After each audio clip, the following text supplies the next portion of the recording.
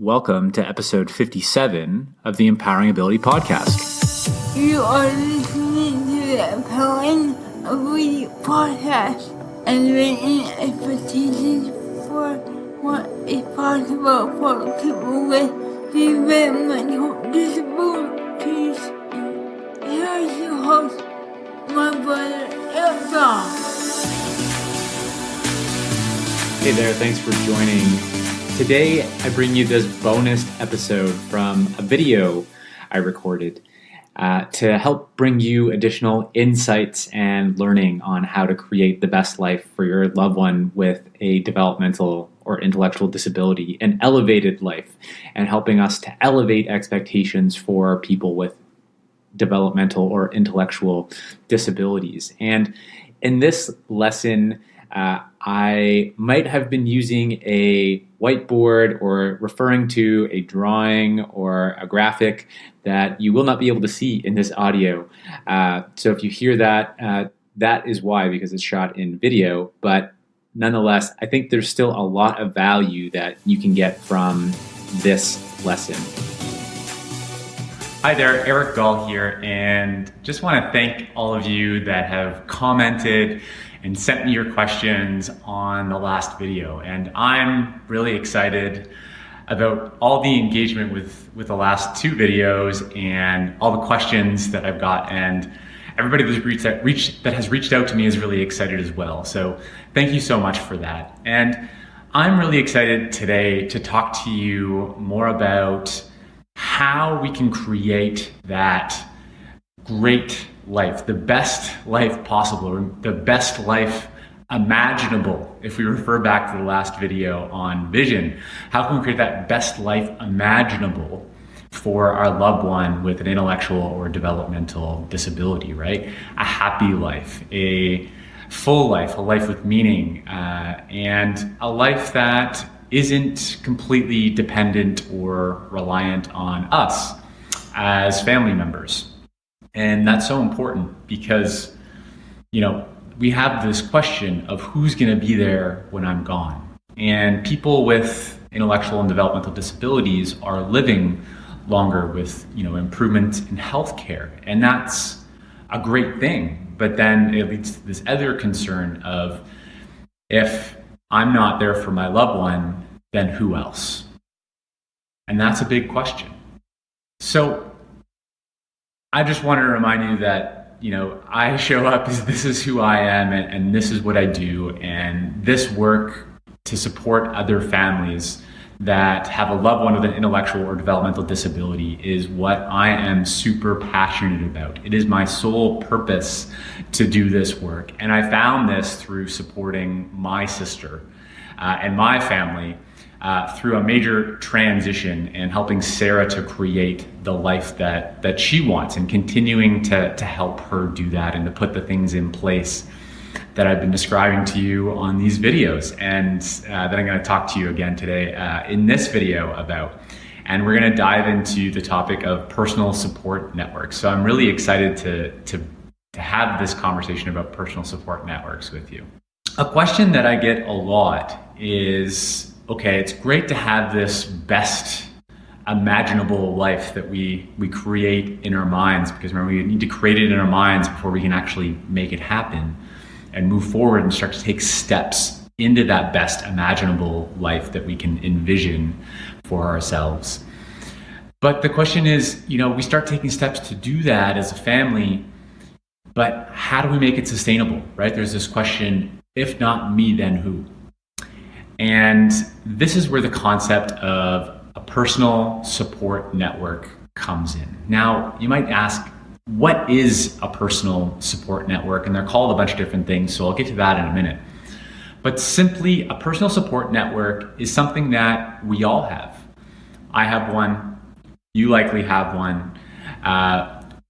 Everybody has a personal support network. And I want you to think about your own life. So think about it, your life when you need to talk to somebody about maybe something going on at work, something going on in your relationship with your partner, something going on with one of your friends and you need to talk to somebody about it.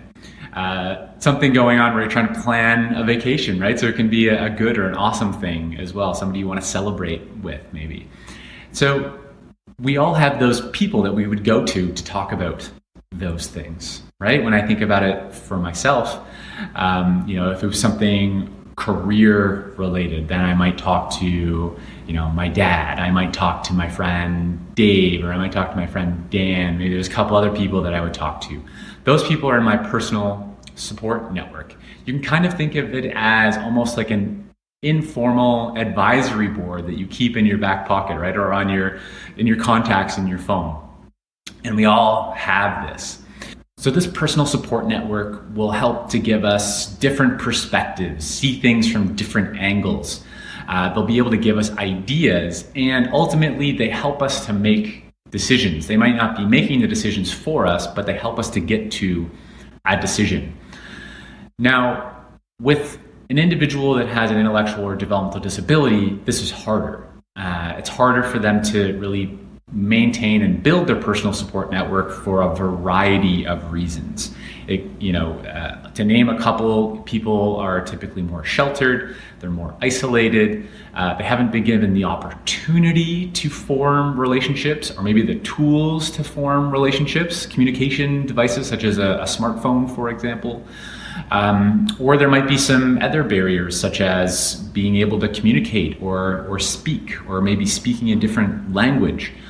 Or maybe they're nonverbal, or maybe there's some, social or emotional things that make it a little bit more difficult for that individual to build and maintain relationships. So for all of these reasons, a personal support network is a little bit more tricky, a little bit more difficult for an individual that has an intellectual or developmental disability, typically, right? And we go back to that relationship map from the first video that I put out, right? Typical person, 150 relationships in their relationship map, 150 connections they maintain. Person with an intellectual or developmental disability, 25, right? So 1/6. So this is all connected. So we need to put some intention behind the personal support network for an individual with an intellectual or developmental disability. And this is something we need to start to work on right now, because now we likely have some time. Whereas later we have less time, or later than that, we have no time. So we need to start working on it now. And we need to start thinking about, who are the people that will be there, or that could potentially be there. And, if we don't start to think about that, it can often fall on a sibling, if there is a sibling. So it can fall on someone like me. And that can be a lonely experience, talking to many other siblings who have a brother or a sister with a disability. That can be a lonely experience when everything is kind of just expected for them to pick up once their parents can no longer do it. So personal support network, super important concept. So to help explain personal support networks, I want to tell you about my friend Sam. Now, Sam and I have been friends since we were, 6 years old, and we met through our families. And Sam and his sister would come over to my house, and my sister and Sam's sister would hang out and play together, and Sam and I would hang out and play together. And so we go way back, probably to about, we were 6 or 7 years old. And Sam has had an intentional support circle, is what we call it, or a personal support network, for over 15 years now. And I've had the privilege of being a part of Sam's support circle, or a circle member, for the last 10 years. And as I mentioned, Sam's personal support network is called a support circle. So there's many different names out there for personal support networks. So support circle, circle of support. And then on the more formal end of the spectrum, you have micro boards, arohas, or organizations that are formed just to support one individual. So I won't get too much into detail around those. I just wanted to make you aware that those are all kinds of personal support networks. Now, on a monthly basis, for about the last 10 years, I've been getting together with Sam and his support circle And we get together, and this is the intentionality part. So we get together face to face, and we talk about whatever Sam wants to talk about. So typically he'll give an update of what's going on in his life, and he'll bring something into the support circle that he wants to talk about. So something that's important to him that's going on in his life. It could be something that he wants to try, or it could be, something going on with his job, or something going on with where he's volunteering, or something going on with his home. And yes, he's had his own home for the last 5 years. So getting together on a monthly basis, face to face, really helps us to connect with Sam to connect with us, and us to connect together. That's also a really cool thing, is that we've really started to form some good friendships as the people that are around Sam. And we all, support Sam a little bit differently. And we all bring something a little bit different into that support circle. And one of the things that I've found to be beneficial with personal support networks when the individual has an intellectual or developmental disability is a facilitator. And a facilitator helps to uphold the values of the support circle. And I recommend setting some values and some principles for that intentional personal support network. One being keeping that individual in the center of the circle and supporting them with love and respect, and making sure that their voice is heard, and everybody else being around in support of that person, right? So that circle idea. So I recommend to have those as a base minimum, as a starting point, and to talk about what other values would be important for that individual. And the facilitator can help to do that. They can also help to facilitate the conversation. They can help to prepare for the support circle or the personal support network meeting. And they help to keep things on track and moving forward. They help to make sure that the people are engaged and they're there. And the people in Sam's support circle are there for Sam in many different ways. It can be as simple as the best internet service provider in the area, learning that from the local neighbor, to exploring his interest of Comic-Con and exploring that in the local community, but also exploring that, in locations like LA or in New York, and attending those events with people in his support circle. It could also be, jumping on a plane and traveling somewhere else. And it's also for things, the typical ordinary things around the house too, and emotional support, or, social support, and getting involved in the interest that he has in his local community.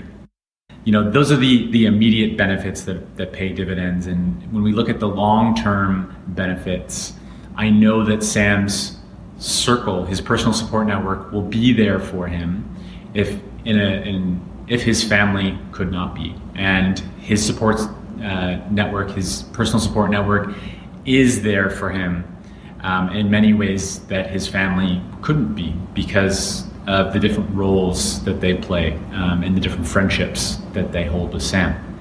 It sounds awesome, doesn't it? But it takes work.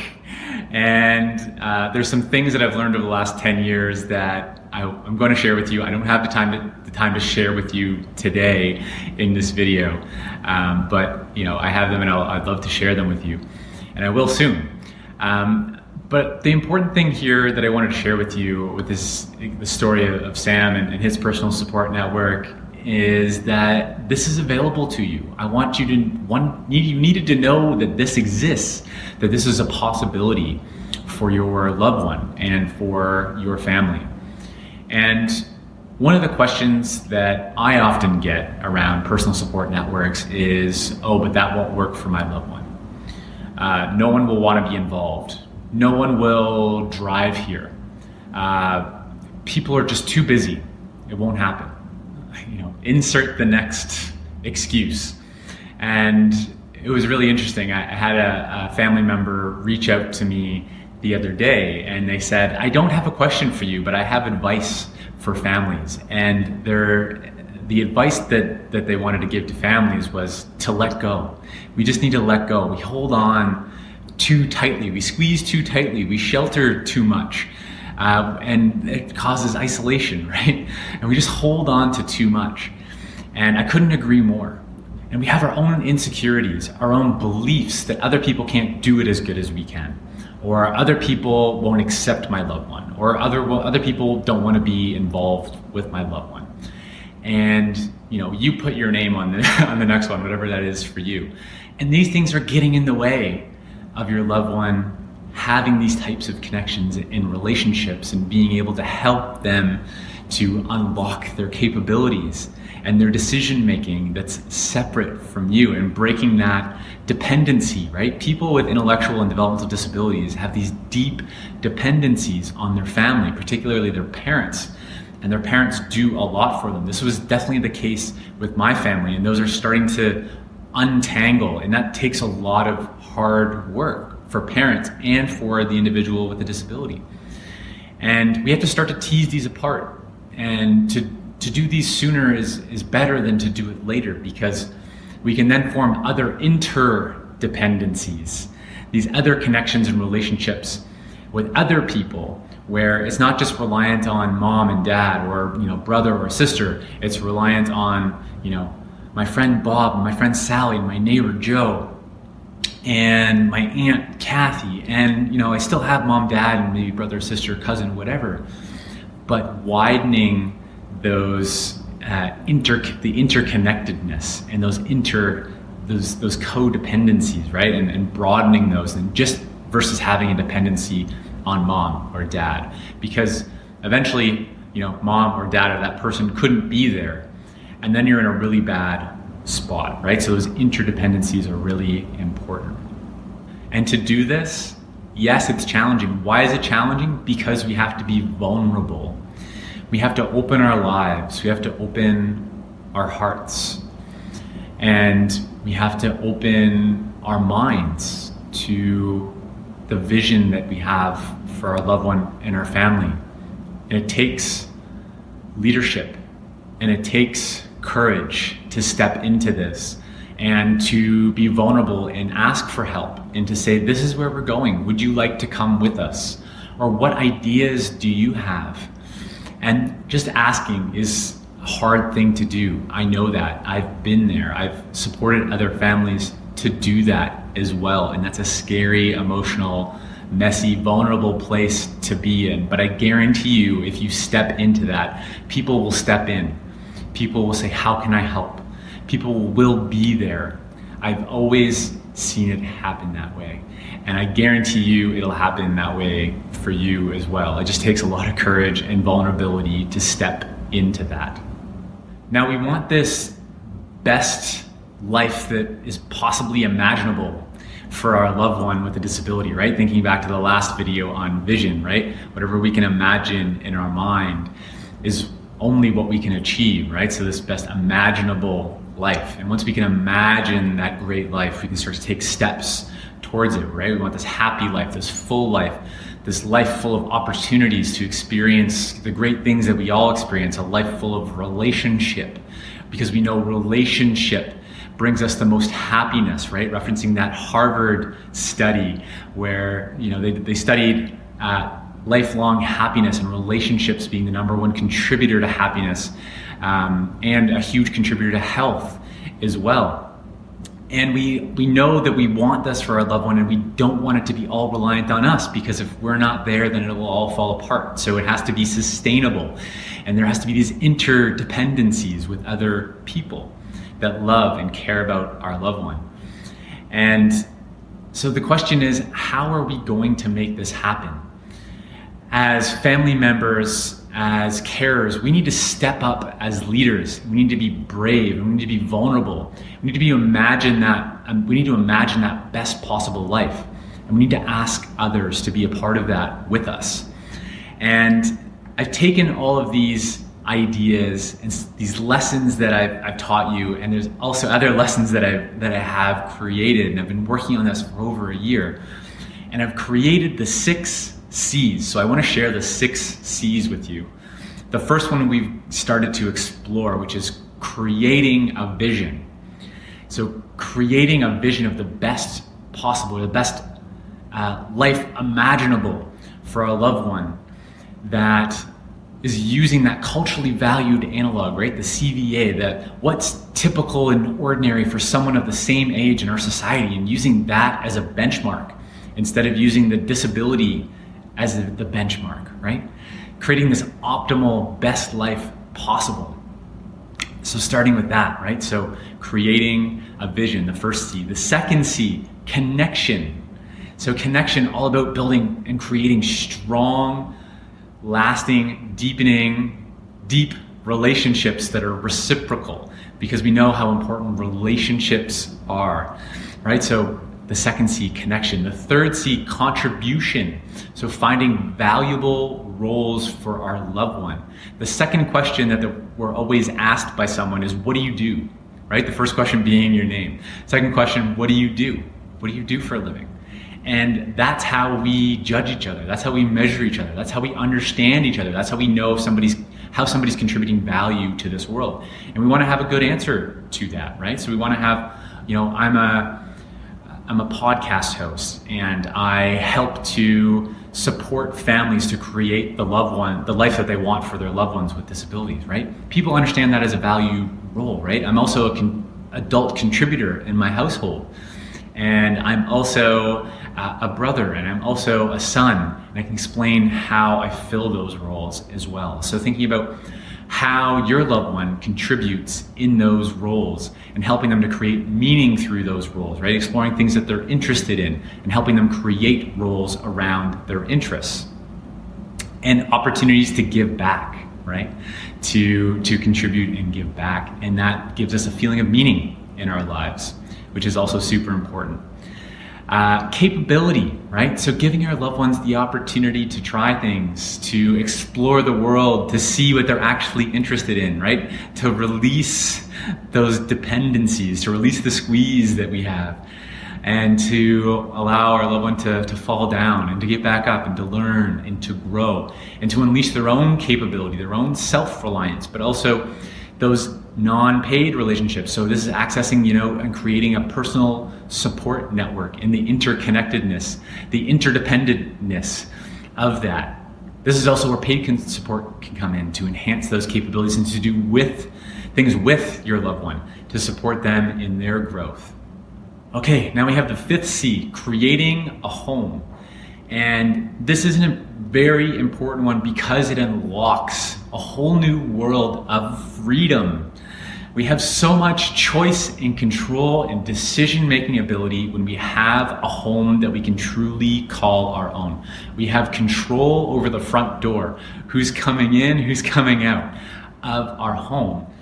And that unlocks decision-making, right? To learn, oh, that was a good decision or that wasn't a good decision. I'm gonna have this for breakfast. I'm gonna wear this today. I'm gonna shower, I'm not gonna shower, right? I'm gonna, eat junk food, I'm gonna eat healthy food. I'm gonna, watch TV, or I'm gonna read a book. And no one telling us what to do and us learning the consequences of making those decisions. So creating a home, and then there's so many things tied into that, right? With, our loved one has XYZ needs. How can we best support those? How can we find the physical space that's right for them, right? And looking at all of those things individually and how to create that best home, that optimal home for the individual. And then sixth is cash flow. So we need some money to make all this happen, to create this vision. So what does that look like, right? So how are we gonna fund support? How are we gonna fund the home? Where does natural support come in? How are we currently spending our money and exploring all of these things? So the 6 C's is how we can create this transformation for our loved one and for our families. And I invite you into that. And in the next video, I'm gonna tell you about the opportunity to be a part of something awesome that I am super excited about, that I've been working on creating for the last year. And it has the power to change the life of your loved one and your family. Now, you need to watch the next video to learn more about this opportunity that has the power to transform your loved one's life and your family's life. So be on the lookout for my next email, which will have that video because it's going to be a limited time offer. And I'd love for you to comment in the comment sections below on this video. Let's start the conversation. Post your comments there. I will reply. I will read all the comments because I just love to talk about this stuff and I'm super passionate about it. I love to hear from you. So send me a comment below.